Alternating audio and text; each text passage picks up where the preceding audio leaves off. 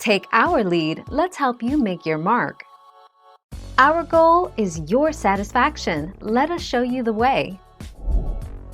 1. You'll need to combine a regular potion with gunpowder on your brewing stand to give it explosive properties. You can also combine water bottles with gunpowder to create splash water which put out fires. 22 May 2018.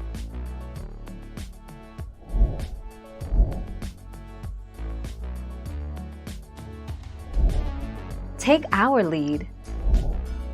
If a zombie attacks one of your villagers, it will turn them into a zombie villager. You can cure them by using a splash potion of weakness and a golden apple. But first, pop it somewhere safe, like a fenced-in area, where it can't hurt you. 8 April 2020.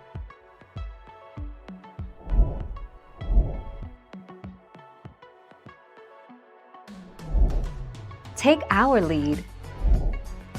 In the brewing stand menu, you place ingredients in the top box and the potions are created in the bottom 3 boxes.